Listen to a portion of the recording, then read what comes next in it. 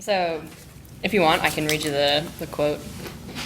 Yeah, To I mean, refresh. is it in here? Yeah, it's the radical change in our lives. This is my sheet that I brought to her when I was developing the project, so it's got all my thoughts on it.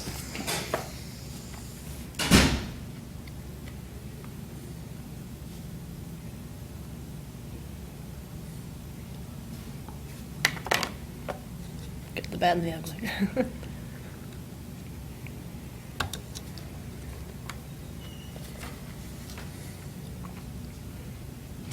That was my email that I was going to send to everybody. Oh, okay. Which I sent to 3 people. That's okay. So I guess I can just ask you the big question. If there are any moments of radical change that totally stick out for you. There are a couple. I think, I was thinking about this a little bit, and I think the first one was really getting into the first band that I decided to get into on my own was the Doors. Nice. And up until then, I was and to some degree I still am. It wasn't a 180 or anything like that, but everything up until I kind of got interested in the Doors was really revolved around sports. I was really into sports, and not maybe too unusual for a kid. I didn't have any artistic interests really at all throughout elementary, junior high, and most of high school, and it was all about football, friends, girls, pretty standard interests. And then I think becoming interested in the Doors kind of provided another sense of interest in the world and experiences outside of sports and outside of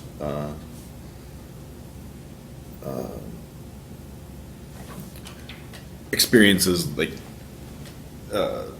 weren't provided by a structure like school or athletics. And then so that kind of opened up one can of worms, one Pandora box. And then I don't know, I have no idea why, but because I had never had any real interest in despite that, I didn't have an immediate interest in other culture or language or anything like that, but for some reason I decided it became very important for me to study abroad and travel and learn another language. And I studied abroad in Spain, and that was a very, very formative year for me.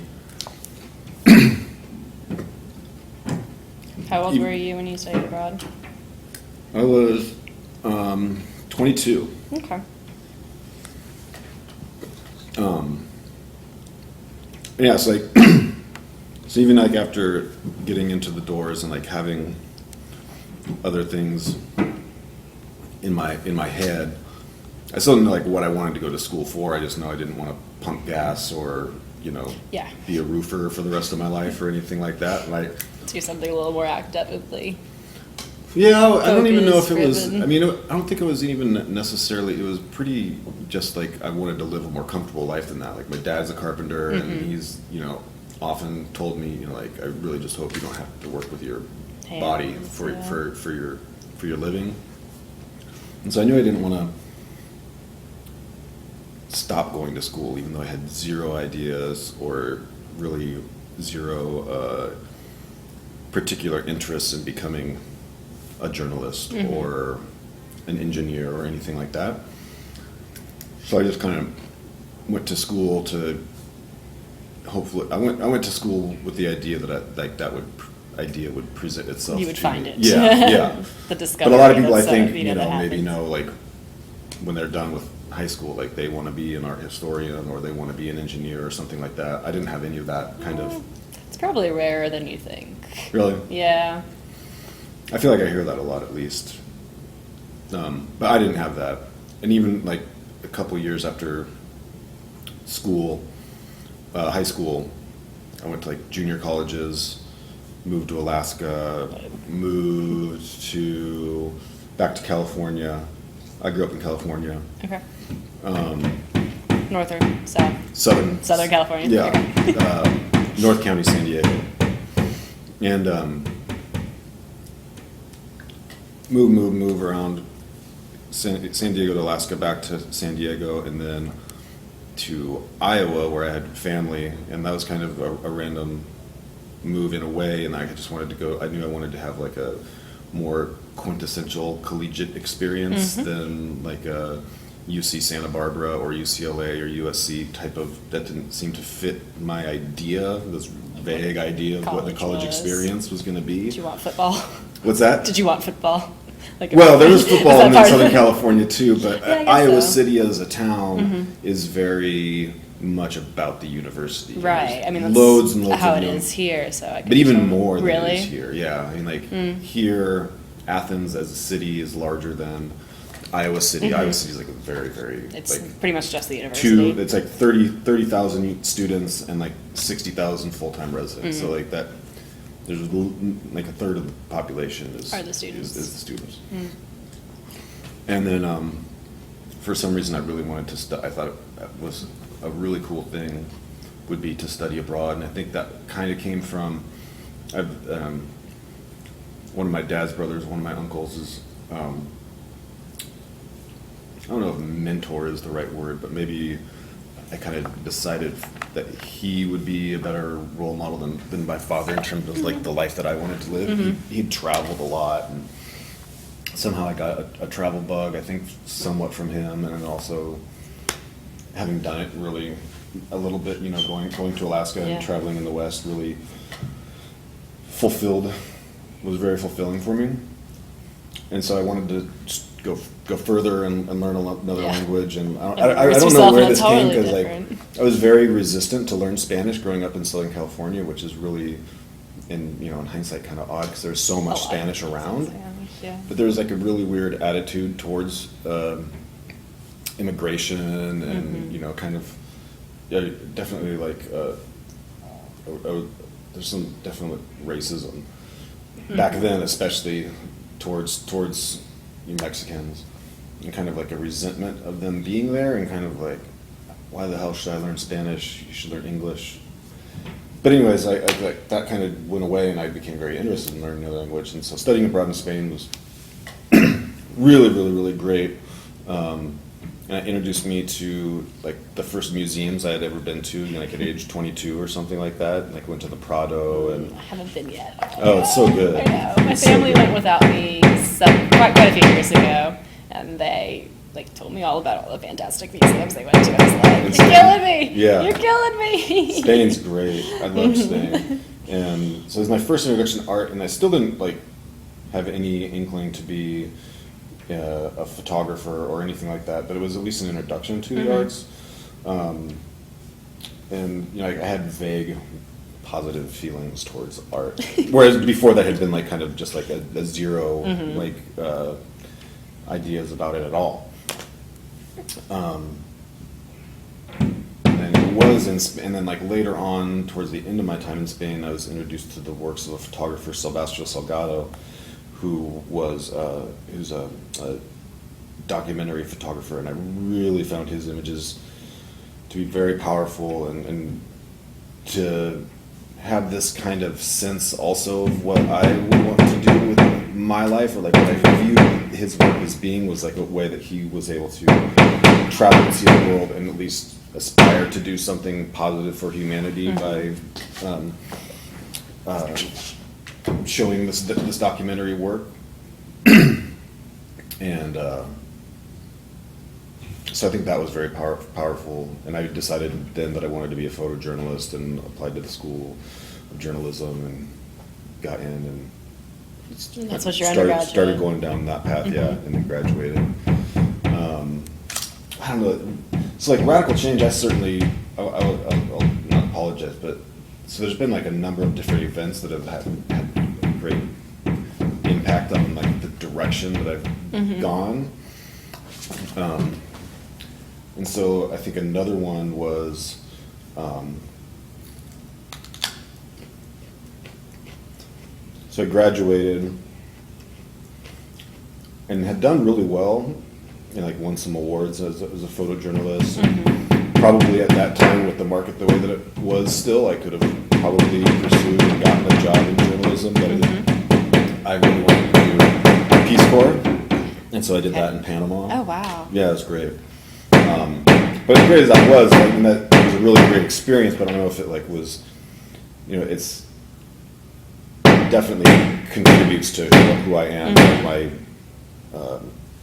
archive of experiences and whatnot. But I got done with that. I started to get into journalism when I got back from Panama, and then getting laid off was a big one.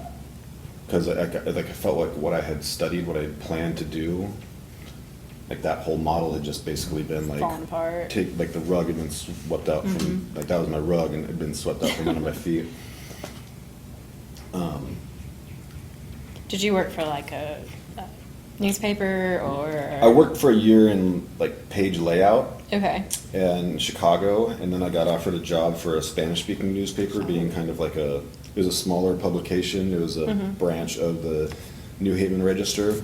And so I moved to New Haven, Connecticut, and I was there all of 5 months before I got laid off. Hello.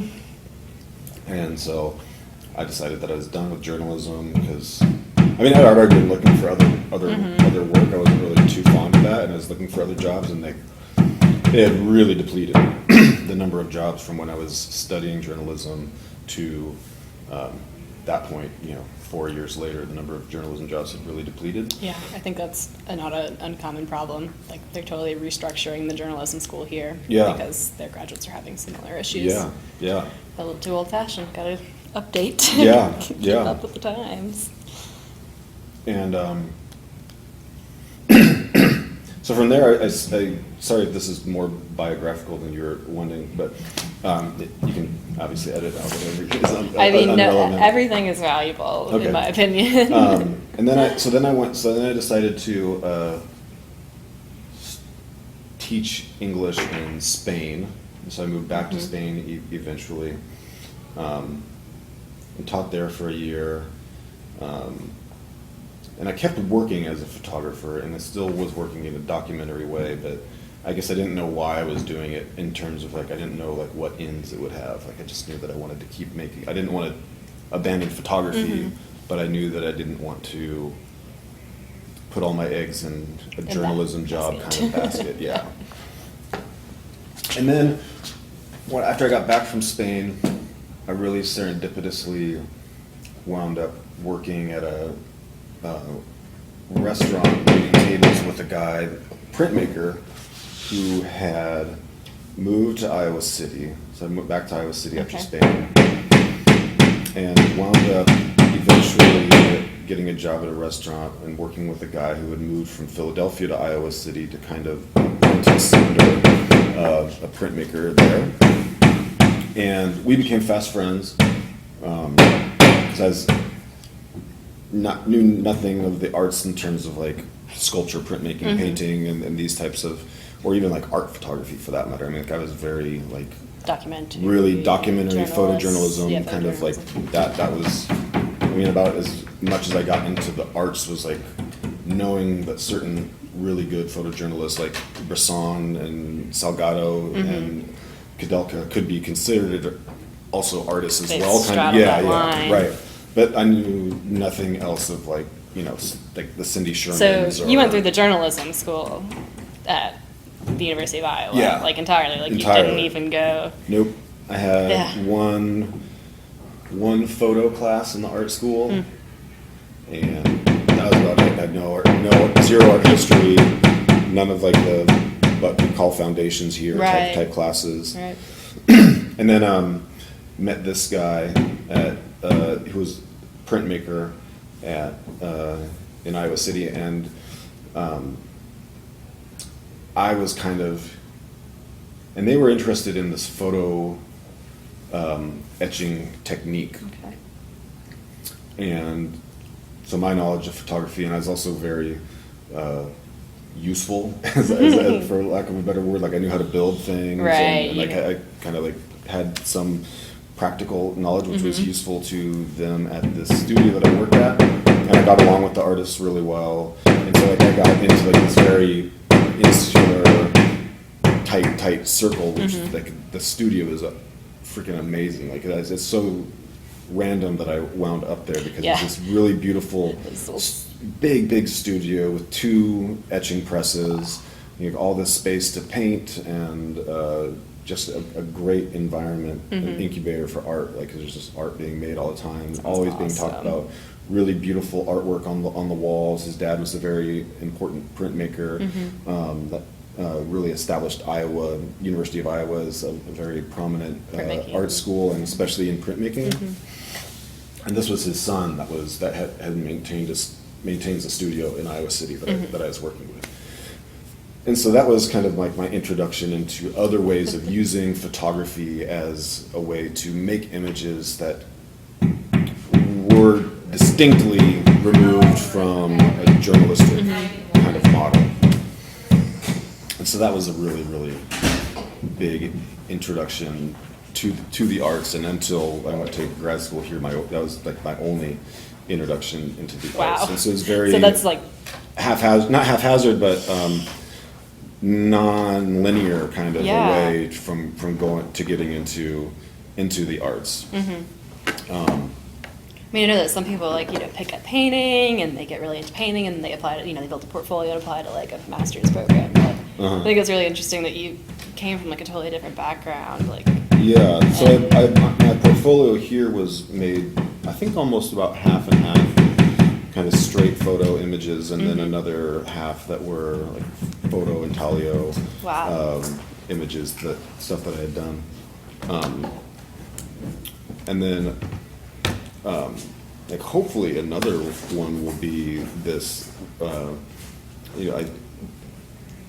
only time will tell if I have the courage to stick with the way of working. I really I mean, liked the way the knowing last piece I made. now that you have no background besides, what you were doing in that studio and what you're doing here and kind of the fine arts, so to speak, makes like that even more incredible. The fact that you found what you found with that, I think that's really, Yeah. really awesome. So that part of that way of working is very, I find it very printmakerly in terms of working with layers and building up an image that is not all made in camera.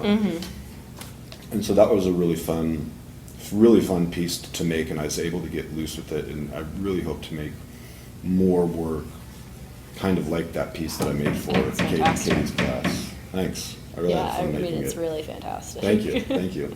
Yeah, I had a lot of fun making it, and so hopefully there'll be another radical change moment where one of the things that I definitely struggle with here is this idea of concept and concept-based. Even just being able to speak of it, it was very linear. I think in journalism, you had a topic and you had an idea that you wanted to convey. Yeah. And it was It was a really very kind of black and narrative, white. yeah. It's like, this is a story about immigration. This is a story about this family of immigrants living in Iowa City. And this is going to be my way of portraying the way that they live there. I mean, that was a very kind of straightforward way of like, this is what the work is going to be about. And it was also fairly straightforward to kind of evaluate whether it was successful. Right. And so dealing with notions here of what's successful, what's unsuccessful, what's conceptually interesting or intriguing I'm a fish out of water kind of, like I'm learning how to swim still. I'm just like treading water right now, really. Is this your second year? Do you feel like since last year you've been able to Yeah, feel I not think quite so. And I mean, hindsight being 20/20, I definitely have enjoyed being in art history courses and feel that is something that a lot of my contemporaries definitely have a Resistance. no, that Oh. I think they have a one up on me because Oh, 'cause most they already people have have that. come from an Mhm. art background, and so they're like, I've never done like the art survey or whatever. Those like very basic, you know, in terms of like Start talking with the about, like, old what the stuff, yeah, get some of the yeah. new stuff, and Right. ABC order. You know? right, you know, and like all the isms and when they followed Mm-hmm. one from another and why they followed and why that was important. I mean, this is like, you know, everything that I know I virtually have learned in that class that with Katie. Mm-hmm. Yeah, I mean, and it's been a really good class for It's that, been a great too. class, I yeah. commend And her for structuring it that way. yeah, it has been a great class. I've learned but a it's- lot. But it's been my only class. Mm. And so, you know, talking about these, you know, a lot of these ideas and idea-driven work is definitely very new practice to me. The place that I came from in Iowa City, as much as it was an introduction into the arts, it was still a very formally and technically driven environment, much more than like idea-based way of conceiving of and executing art. So have you found yourself here still kind of working in that documentary way, or do you feel like you're starting to blend that? Well, what I'd love to do is I have been working in that way because it's not something I still don't, you know, as much as I've had my eyes open to other ways of making, I still find there to be a lot of value in that way, in the documentary way of working. I mean, I think you know, my work, my interests in and outside of art are like in like other people, other cultures, like human interaction, the human condition, and I think that that's a very appropriate way, if albeit very more straightforward than other art forms, but it's a very good way to deal with some of those issues is the documentary way of working. And what I would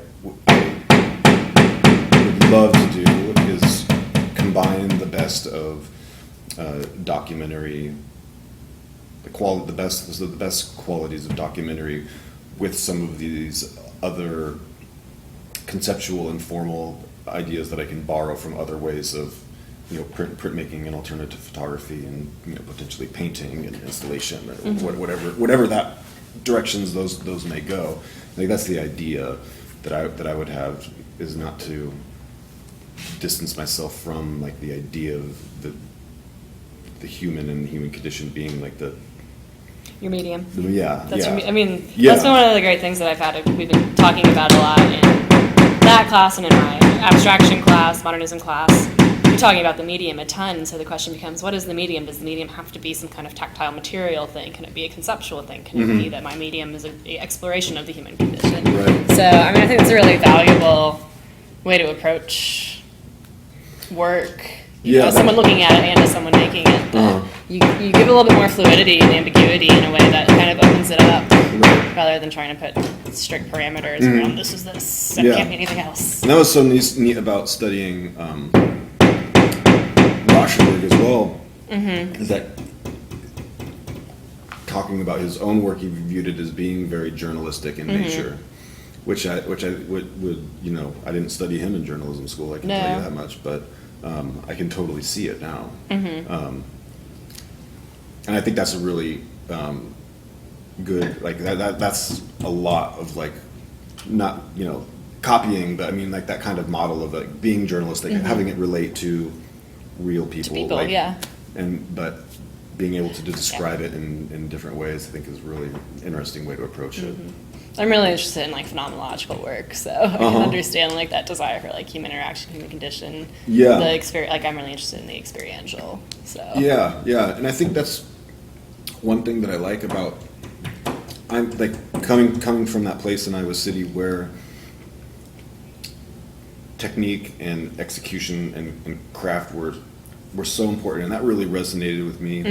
And I think at least the way that I'm beginning to understand, you know, like all these concepts like phenomenology, is that really gets at that, like the materialness of it has like a presence, and like I like working in that. There's I just am not as satisfied making, you know, hitting enter on the computer and having an inkjet print come out, you know, like I can see the value in that, and I can like work that other people make like that, but I also, like, in terms of like what I respond to most, both as a maker and as like a consumer of art, is like these things that have a different kind of like a presence. Yeah, a presence of their process that Yeah. led up to them, that Yeah. you can experience the making of it by looking at it in a Yeah, way. and I like the work and like the hand, like the hand has been in it. Like that's very important to me. Well, I mean, I haven't thought about that as much with photography because I mean, I haven't.